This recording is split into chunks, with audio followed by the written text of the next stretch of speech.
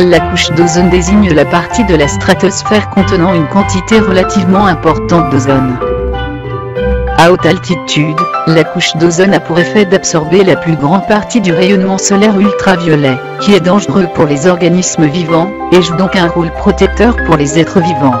Il nous protège des rayons UVC, ultraviolets, et de leur effet.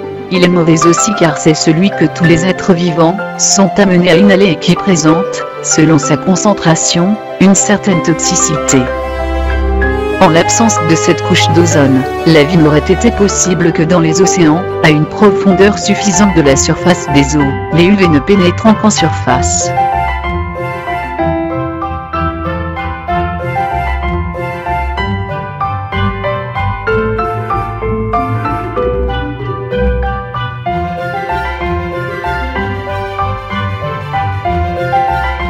En Antarctique, on mit en évidence une diminution périodique de l'ozone dans cette région polaire, ce que l'on a appelé le trou de la couche d'ozone. Il se forme au printemps dans l'Antarctique, à la fin de la nuit polaire, et s'agrandit pendant plusieurs mois avant de se réduire. Cette ozone stratosphérique qui s'étend entre 20 et 50 km d'altitude, est en réalité très diluée dans l'atmosphère locale.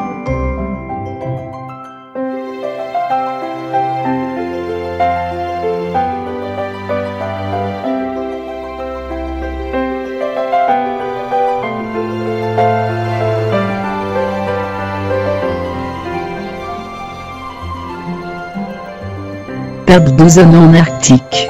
Dans l'océan Arctique, l'ampleur du phénomène n'atteint pas encore celle qui est observée dans l'hémisphère sud. Le fait que la perte d'ozone, si importante en Antarctique, soit moindre au-dessus de l'Arctique, découle des différences climatiques entre ces deux régions. Le refroidissement de la stratosphère polaire est en effet moins intense au nord où, en moyenne, les températures sont de 15 à 20 degrés Celsius supérieures à celles observées au pôle sud.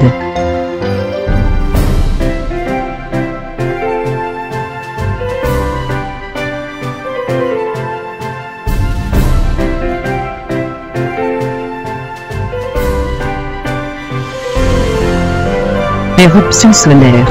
Les éruptions solaires envoient des particules, protons, électrons, etc., qui touchent notre planète. Le bouclier magnétique, sans lequel notre planète serait inhabitable, dévie partiellement ces particules sur les pôles. Ces gaz réagissent avec l'oxygène, l'azote et aussi avec l'ozone, O3. Cela expliquerait les trous dans la couche d'ozone au niveau des pôles. Ces réactions entre particules des éruptions solaires et atmosphère terrestre produisent les fameuses aurores boréales.